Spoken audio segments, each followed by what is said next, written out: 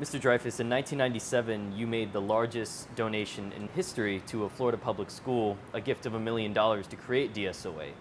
And what was it that inspired you to do so? I was trying to get the Palm Beach County Center for the Arts built. But by 1997, the Dreyfoos School had already had a wonderful foundation board, and Dr. Prinsky had been so admiring of the Performing Arts Center that he came to me and said, you know, it's a shame that the center doesn't have your name on it, but since we're right next door, how about we name the school for you? Frankly, you know, wasn't particularly incented to until I learned about your audition process. The fact that it is colorblind, religious blind, economically blind, and one of the most important things to me, no legacy. You get in on your own talent, and as a result of that, I can have huge respect for every one of you. You guys got in because of what you did, not because of who your parents are or your socioeconomic background. And this was hugely important to me.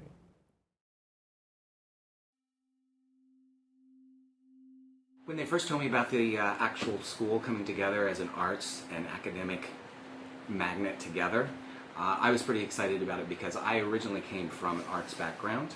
So I've always known personally that there's a big connection between having a very artistic mind and then also a very high academic mind. And I thought it would be great for Palm Beach County to put this whole school together. I wanted to be a part of this creative process, and it was a unique, adventure, I thought.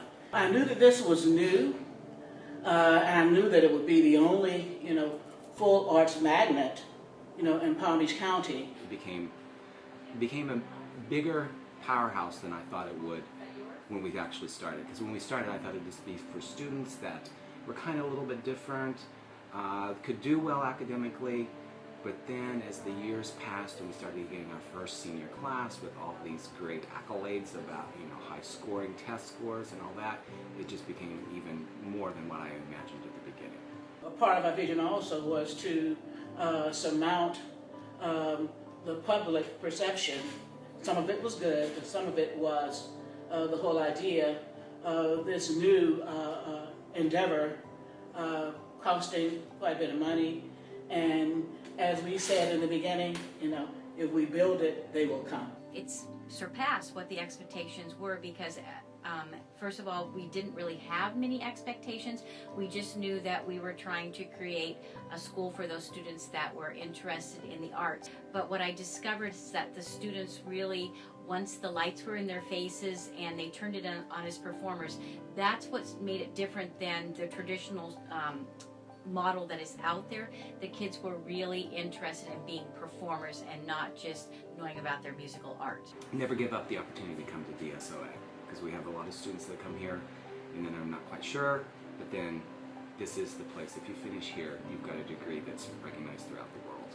Just having the opportunity to be a part of what was initially an experiment, so to speak, and to see how we are now on a national and an international scale. I think it's meant for me to have a place to come and be myself and work hard, and not only work hard for myself but for the students. I often talk to my students about what would their lives be like if there actually hadn't been this school here. Where would they be going to school, and what would they possibly not have learned by being a part of this? So we need to be very grateful for that opportunity. When I think about what has taken place with students, when I think about the positive impact, it just strikes me so emotionally because it's indelibly stamped, not only in my mind, but in my heart too.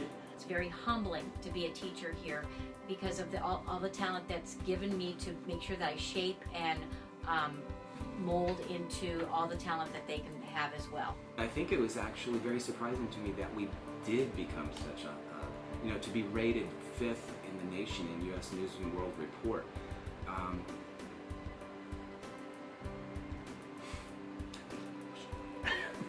It's pretty amazing, really, to think that the school came this far. I never thought it would happen, and now I know that we are probably one of the best schools in the nation.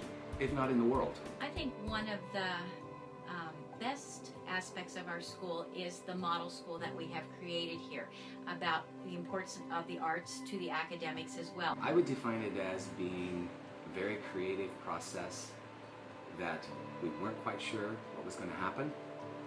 And I think if you talk to all that first faculty, the legacy would be, wow, we did it. It is a place where they can be nurtured.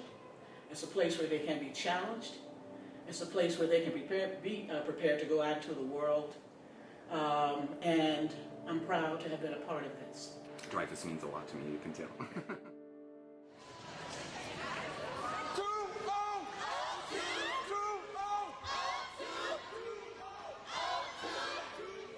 Being a student here shaped me as an artist. It shaped me as a person. I mean, it was here that I found my passion. What was special about Dreyfoos was it celebrated the difference in people. It celebrated people who were unique, people who expressed themselves differently than the crowd, were celebrated instead of outcast. My time at Dreyfoos allowed me to figure out who I wanted to be as an artist. The teachers, the faculty, the staff, the artists that they brought in to work with us, they all exposed us to so many different fields, so many different opportunities, so many different ways to be a working artist. The community was super important because I was surrounded by artists, you know, day in and day out, and it was like, it gave me the permission to believe that what I wanted to achieve in my life was possible. What I've learned in my television career so far is that this is an industry that you only do if you love. I think if you currently attend Dreyfoos, you need to recognize how fortunate you are to be at a school that ultimately cares about you, cares about what you think, and cares about what it is you dream. I look back at all the risks that I've taken and the times I've fallen on my face, and those were some of the most invaluable moments of my life and my career and my experience as an artist. What's interesting about doing something creative is sometimes fewer parameters allow you to be more creative. That's what I was graded on. I was graded on finding my voice, what I wanted to do, and that's how I determined that this is what I love. Advice that I could give the students is to not be afraid to fail. Challenge yourself.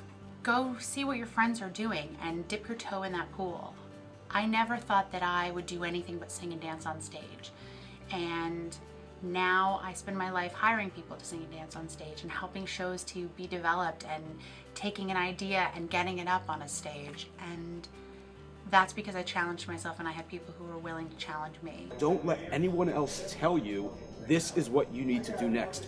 You decide. Take risks. The biggest risk in life, in my opinion, is not taking a risk, is being complacent. Falling on your face and taking risks is part of it. It's a huge part of it, and I think the legacy of the institution, the school, the playground that this is it's where we discover. The school puts you on a path without giving you the exact roadmap. You're on the path, but you have to find your way, and you just have the support along the way. And that's what I love about the school.